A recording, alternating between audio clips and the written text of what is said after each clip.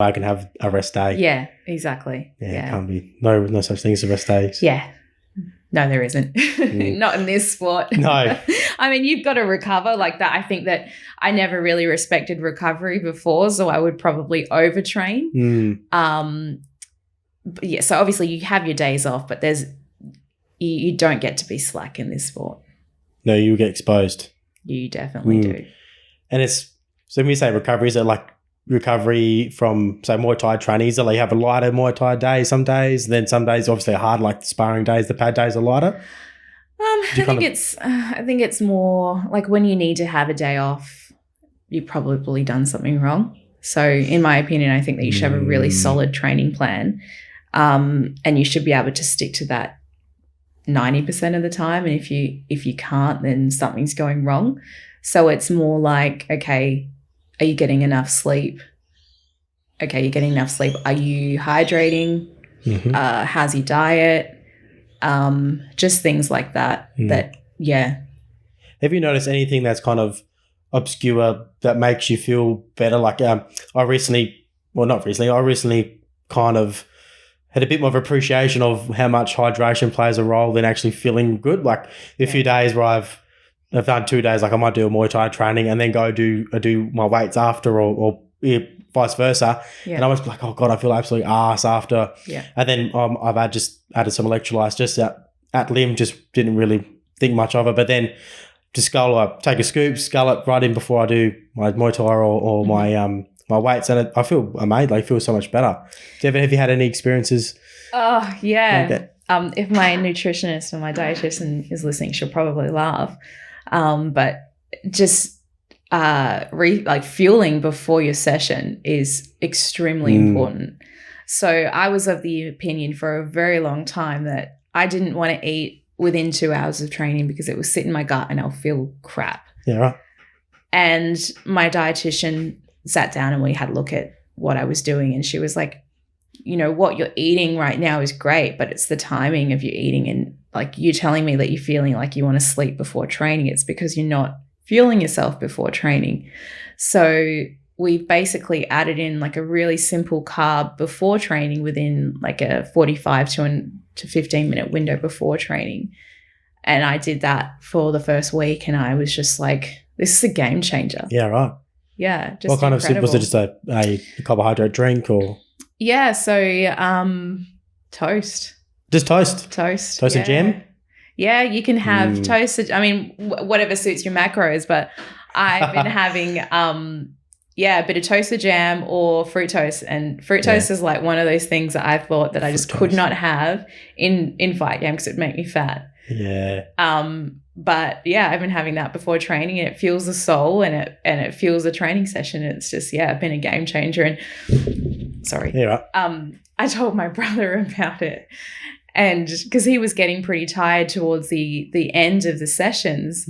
Yeah, okay. And I was like, bro, you need to be eating before training. And he's like, oh, yeah, I might give it a go. And he came to me the next day. He's like, yeah, that really worked. I'm like, yeah, of course. It does.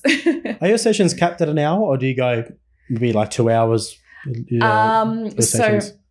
So like our SAG sessions are usually an hour. Yep. Our Muay Thai sessions are usually an hour and a half. Okay. Yeah. Do you kind of have electrolyte drinks or do you have like a carbohydrate, like a Powerade or anything during? I usually have a Powerade in between. So if I go for my run, I'll have a Powerade before and then that will just replenish a bit of the electrolytes. How even in summer it's so good, just to kind of cools you down a little bit. Yeah. We had Sophie Taylor, she was hockey Roos, and they were doing a training camp up in Darwin in preparation to go to Tokyo because of the heat. Yep. And she was saying that they were trialing pre-cooling techniques. So they would be doing like having a cool slushy before they would actually go out and play, just kind of get the temperature right down so that by the time they get out there, they're not unbearably sweating and hot and they don't dehydrate as quickly. Sorry. So yeah, it's interesting that aspect and how much it does make a difference, even because highly trained athletes who are skilled and fit and all that, it makes it so much more difference when it's 1% change. Yeah. When it's someone who's just your Joe Blow coming off the street who, you know, is overweight and everything can help him But really, when your diet's already in check, you're fit, you're technical, you're getting enough sleep, and what's the next thing that's going to make a much bigger difference is going to be a 1% change. Definitely, yeah. Do you go through any other recovery strategies that help? Do you take ice baths, or it's just more massage? I probably need to be a bit more proactive with my recovery, but every now and again I'll do a massage. Yep. Just when you feel like? Yeah, just when I feel like it. Usually when I'm in fight camp, when I feel like it's probably at least once a week. Yeah, right. So it's more just the time to do it. One of my friends has actually just dropped off an ice bath in my house. So beautiful. I'm going to have to start using that. Like a big tub? Yeah, big tub. And it's funny. He dropped off the thermometer with it, and I was like, bro, I don't understand why you're giving me this. Yeah. I can tell you how cold it is. It's cold as balls. I don't need a thermometer to tell me. Did he say what temperature you need to have it at? I actually haven't used it yet, so I think the science is 15 degrees. Oh, that sounds awful. It's freezing. The only bad thing about having your own, you have to get ice. Yeah. You have to source your own, get ice bags. And what I've seen a lot of CrossFitters have done it these days. They'd be getting the big ice freezers, like the big, really big ones that essentially you can just lie in.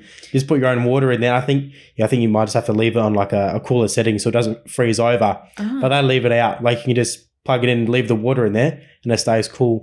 You might have to change the water out every now and again because it might get a bit disgusting in gross. there. Yeah. Yeah, we had some buckets out the back of the gym that we would during the summer months we would chuck some ice in, and that got pretty grotty. So I was like, oh.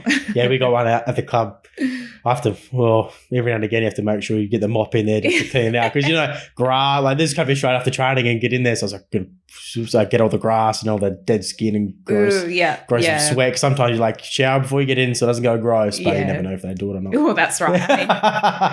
Yeah. So I think, but I think recovery, you need to really place more of a importance on the sleep and the hydration and the diet, because they're the big three. Exactly. And I think if you're nailing those three things, then massages and ice baths are great, but they're just a small percentage of the overall recovery. Do you do much stretching? Do you go into yoga at all a little bit, or just kind of mobilise before training and that's enough? Yeah, we do a bit of mobility work with before me and Bodes train, we'll always do a bit of mobility work, and he'll check in to see how the body is, and we'll work on those things. And during before Muay Thai, we do a bit of a stretch as well.